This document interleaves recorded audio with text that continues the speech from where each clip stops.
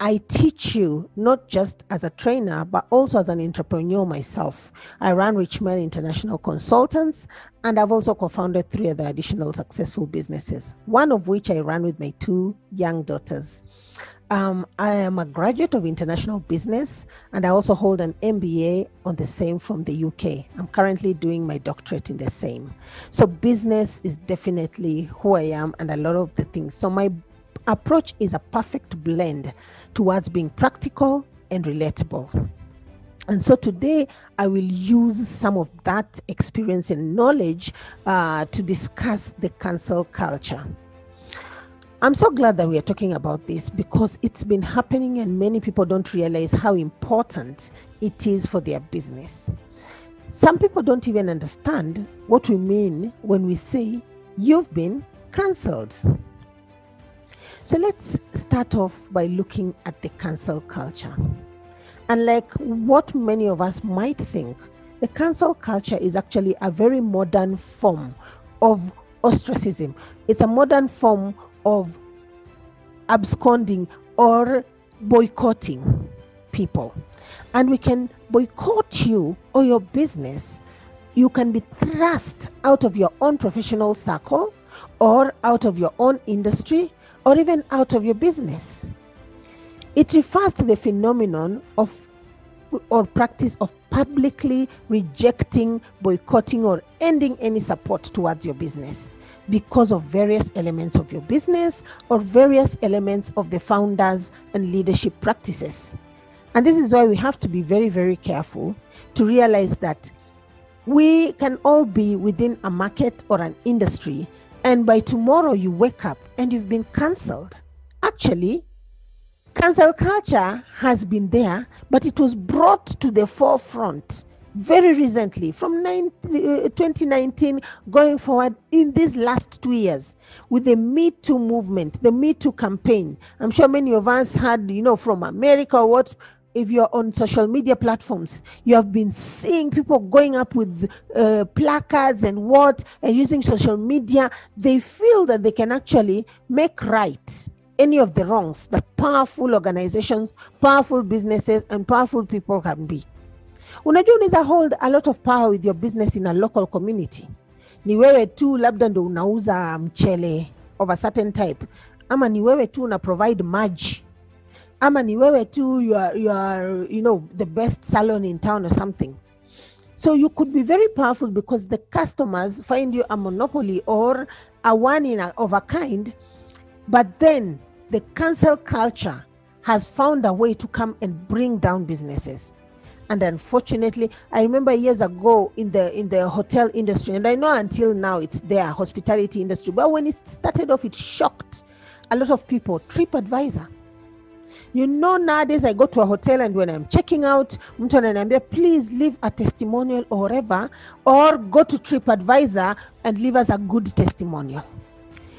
It is actually known as the rapid tool for social justice. Sasa unaona hapa kitambo we used to say let him without saying be the first to cast a stone. Don't come at my business as if your own business has not. Unajua, we have sometimes carried ourselves, brothers and sisters. As I've told you in my introduction, I am a co-founder of 3 businesses and I also own my own business. So to run that, you have to be very, very careful. You can't say, I'm just producing the products for the customer. Sijali customer anafikiriaje ama anasemaje ama nini. No. Feedback comes whether you ask for it or you don't.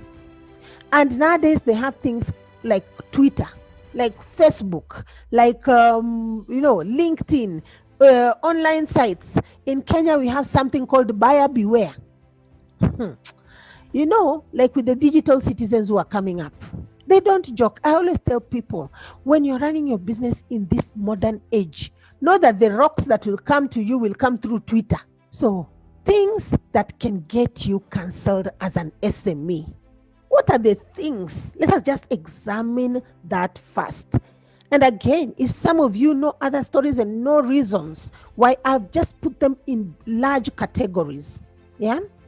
The first one is either the leadership, the board, or whatever, or employee behaviors.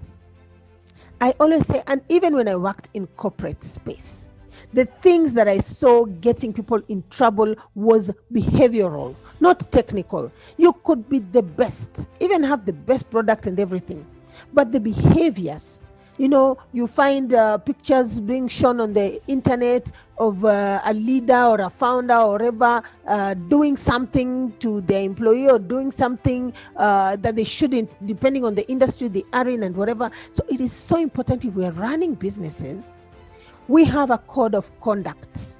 You can just write this down. Always have a code of conduct for your business, because it creates an association with your business and the behaviors. So how your employees need to behave, especially when they're representing you or even wearing your uniform. Imagine you're sending them, they are a rider or whatever, and they reach somewhere and they do something. Yeah, it is very, very important to look at those behaviors. Second is shareholder associations. Sometimes your organization or some shareholders in your business could be linked to associations that have already been cancelled or are in trouble in terms of their own brands. And so this brand association can bring trouble to your own business and get you stoned with the Twitter rocks or the Facebook rocks. Another thing that can get you cancelled is business practices. And I'll show you below what types of business practices can get you cancelled. And finally, our policies, or in the case of many SMEs, because I work with you as a business coach, lack of policies and culture. At this point, again, if you have a note, please note this down. At this point, I also want you to remember that they have now issued a statement that if anybody has an SME or a business with more than 5 people in Kenya, this was issued last month and gazetted and put in the law, you must have a written sexual harassment policy. I've been telling this, the guy who does my nails, I really, really value what he does and everything. And he was telling me the other day, I asked him how many employees, because I was seeing more than 7 people in the salon. And many of them are female. And so I asked, do you have a sexual harassment policy? He asked me, a what? I said, a sexual harassment policy. And he was like, oh, okay. And I knew he does not have one. And immediately I just said, because you're my salon guy, please make sure you give me a call and I'll help you work that out very quickly so you're not caught out in the law. It will just take one employee making a minor complaint, online or offline, or to whatever standard organizations that look after these kinds of things, and you get in trouble. And let me tell you, it is serious trouble. So look at the policies that you have internally around bullying, around your culture, around sexual harassment, around issues that obviously can have standards of your products, around the behaviors that are required when people are working within or representing your organization and things like that. But let's go back to the third thing, which I was saying that can get you cancelled: your business practices. One of them is supply chain practices. How and where do you get your products? And this will be linked to another business practice of looking deeply. Follow, that documentary that they said, follow the money. Follow your money, follow your supply chain, and understand if the ingredients, if you're a cake maker, if the ingredients going in there are harmful. You see aflatoxin issues coming up. You see, people saying they're selling, herbal tablets and what that do nothing scientifically and whatever. They can't be backed with anything. So look at those ingredients. Sometimes false advertisement or harmful ingredients within your product can get you in trouble. It's not you who's growing the ingredients, but because you have not looked after the supply chain. When I was doing my MBA, I remember one of the biggest things we had to do is to start looking at supply chains that got organizations in trouble. And I'm sure many of you know, like the Nike stories of how they hire and how in their supply chain, they go down to India to get their products made. And even from the raw materials, like for Nokia, got cancelled because they were getting products from the Congo using children, going down dark tunnels through oils and everything, coming out and probably dying within 10 years or whatever, not reaching adulthood because of going to dig for gold, to dig for the metals that go into the Nokia phones and things like that. Now, cancel culture actually has a dark side. And the dark side of it is where it can be unfair to an SME. Check yourself. Because out there, when people start canceling you, the dark side of this culture is that there will be an assumption of guilt with very little information. People just take little information and there they are throwing rocks. It's let me tell you, for people who've gone through it, and I also have coached people going through it or who've gone through it, it's traumatizing. The other thing is SMEs lack the PR skills to respond.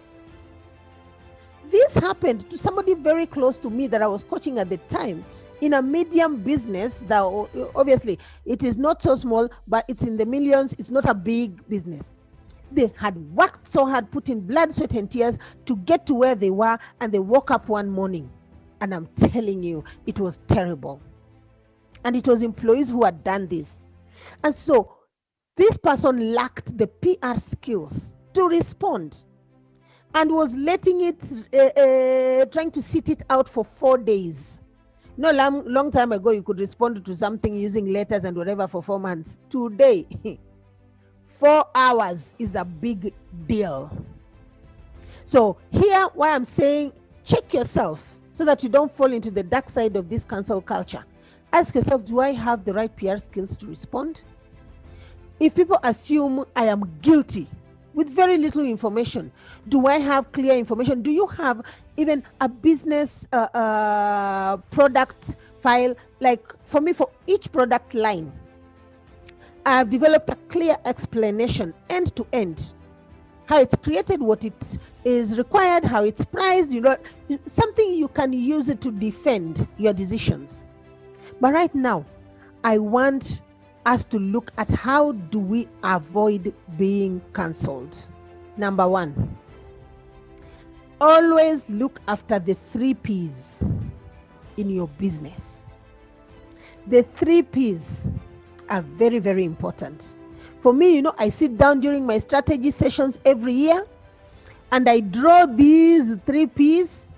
Nowadays, we don't go after 1 P. Many of us set up our business for profit. Tulikuwa tunatafuta pesa peke yake.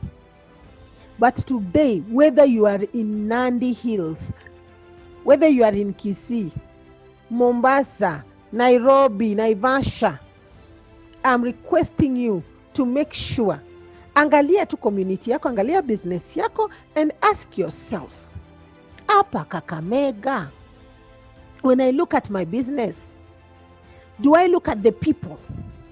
And when I'm looking at the people, is my culture bearable? Is my approach equitable? Am I equal in the way I'm dealing with people practices? Whether it is hiring, whether it is firing, whether it is performance, whether it is payment, whether it is taxes, whether it is leave, whether it is the law around people, policies.